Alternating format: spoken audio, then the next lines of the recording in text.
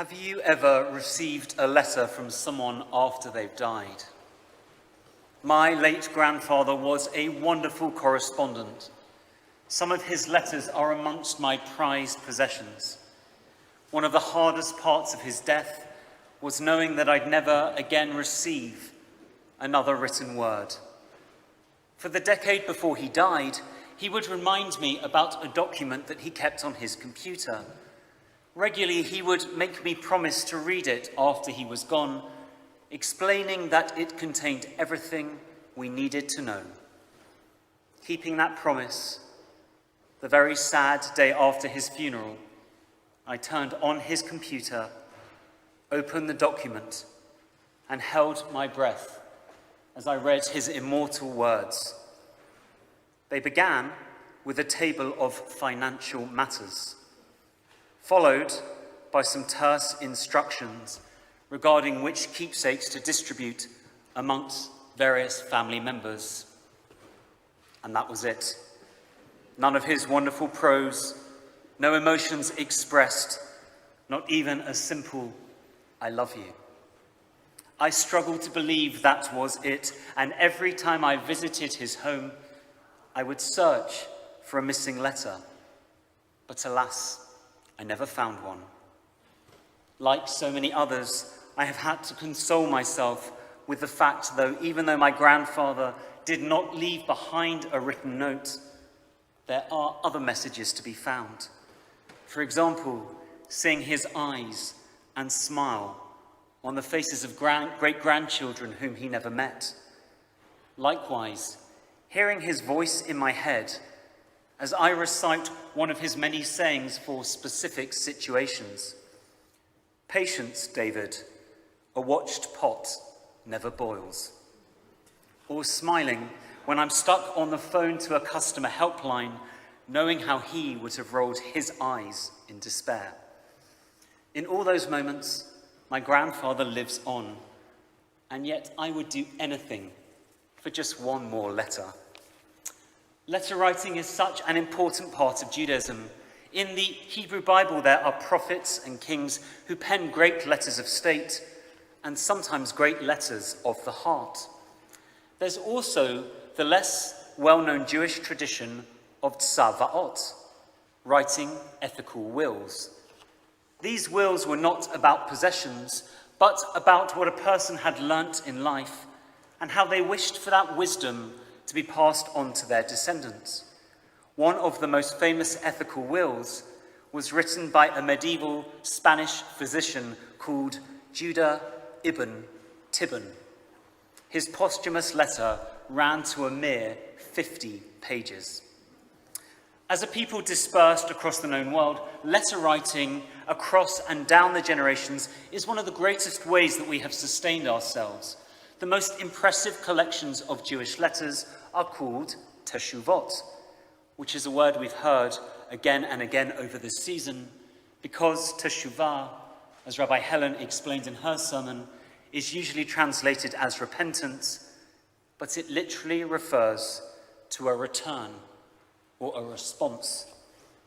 Teshuvot are the Jewish responsa, the religious rulings given by rabbinic scholars in response to questions. Here's how it worked. A congregant might write to their rabbi posing a halachic question. A modern equivalent comes from a wedding I attended the other day, and it got to grace after meals. So imagine this. In a religious emergency, can I use a face mask as a kippah? The rabbi would consult the great Jewish legal texts before composing a letter called a teshuvah. If the question and response were novel, thereby creating new case law, the rabbi would send copies of the teshuvah to rabbinic colleagues across the land so that they were able to offer exactly the same advice.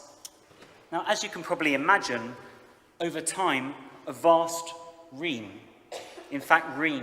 and reams of responsa were created. These legal letters offer us not only a wealth of wisdom, but like the front of a postcard, convey a snapshot of Jewish life in times gone by. One of the most moving collections of teshuvot is by Rabbi Ephraim Oshry, spiritual leader of the Kovno ghetto during the Holocaust. He was presented with many questions about the hardships of ghetto life, such as whether a person should fast on Yom Kippur if suffering from starvation in the ghetto. Lovingly, Rabbi Oshry wrote all the questions and all his answers on scraps of paper torn from concrete sacks, and he hid these letters in tin cans, burying them so that they would evade discovery by the Nazis. After the Shoah, these responsa were recovered and later published. To this day, they serve as an incredible posthumous letter from those faithful Jews of the Kovno ghetto. All these historical examples demonstrate that by writing letters, we can pass on our ethics, we can pass on our faith, we can pass on our history. But what about passing on our love? To answer that question, let me tell you a tale about Franz Kafka, the famous Jewish novelist. Once around his 40th birthday, they say that Kafka was strolling through a park in Berlin. Suddenly, he noticed a little girl who was crying bitter tears.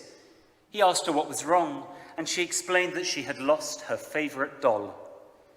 Kafka did his best to comfort her, and they spent many hours searching for the doll, but alas, it was not to be found.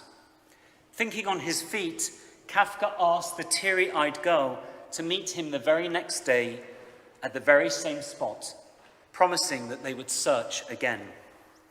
The following afternoon, as the girl arrived, Kafka handed her a letter, adding that it was from her doll. The letter read as follows: "Please don't cry. I've gone off traveling to see the world. I will write to you about my adventures." For the next 6 months, each time that Kafka and the girl met up, he would present her with the latest letter from the doll, and the little girl was enthralled by the wonderful tales of exotic locations and exciting encounters. One day, as she came to the park, instead of a letter, Kafka handed his young friend a doll. "But that's not my doll," she cried. Smiling, Kafka gave her another letter, which said, "I'm still your doll, but my travels have changed me." The little girl hugged her doll and skipped home. Sadly, she and Kafka were never again to meet. Days later, Kafka suffered a relapse of tuberculosis and had to return to Prague. Shortly afterwards, he died, having neither married nor had the privilege of becoming a father. But Kafka's story does not end there, because many years later, the girl, now a woman, found a little note hidden inside her doll. The handwriting was tiny, but it was clearly from Kafka, and this is what he wrote: "Everything you love will probably be lost, but in the end, love will return in another way." I love this tale because, like the letter secreted within the doll, it has two inner truths. The first is tough, but the perfect message for Yizkor: almost everything we love, we will probably lose. But the other equally important message is that there are ways for that love to return, including through a posthumous letter. One of the greatest privileges of my rabbinate, and possibly one of the hardest, has been to sit with members who are facing their mortality and help them to write letters to their loved ones. Whether it's the 40-year-old mother writing her young son a card for the bar mitzvah she'll never attend, or an 85-year-old writing his granddaughter a letter as a surprise on her wedding day. These loving gifts are the very best way that I know to enable some of our deep love to return. And if you agree with me, and you think it's something that you might like to do, then let me share with you this piece of painful advice. For every dozen people who've told me that they're going to write those posthumous letters, Only one or two succeed. It's such a hard thing to do, to face our own mortality. It's not pragmatic like making a will or writing a list of our financial affairs. Writing a letter involves imagining a moment when we won't be around and when our loved ones will be grieving. Nevertheless, I want to encourage you to write those letters. And should you ever find yourself in need of some help, then as I say, please do reach out to me, because I have had the most wonderful teacher, not my letter-writing grandfather, but his wife, my grandmother, who on our weekly lunch dates once stopped the conversation and said, "Darling, please can you write a letter for me on your phone? I'm going to dictate it to you." Shocked at her request, but equally stunned at her composure, I did just that. 2 years later, at her shiva, I read out that surprise love letter to the rest of the family. And then a year later, at my nephew's bar mitzvah, I read him part 2, a message from his beloved Oma, a precious gift from beyond the grave, a letter that Kafka would have acknowledged as love returning in another way. And it's in that spirit that we're going to undertake a very special communal project. Up in the gallery of this synagogue, there are 2 large empty alcoves above the doors just up there. You'll notice them. In 2023, when we commence our restoration work of this sanctuary, we are going to fill those 2 empty alcoves with 2 new stained glass windows. One window will carry the Hebrew words, Ora v'simcha, light and joy, reflecting the desire of our founders that we serve as a beacon of light. The other window will have just one word, Yizkor, may God remember. And it will be our memorial to all those whom we have loved and lost during this terrible pandemic. And that is where you come in, because Rabbi Helen and I want to place a small time capsule behind each window. And we want to fill those time capsules with loving letters from all of you. If you'd like to participate, please send us either a postcard or a small photograph.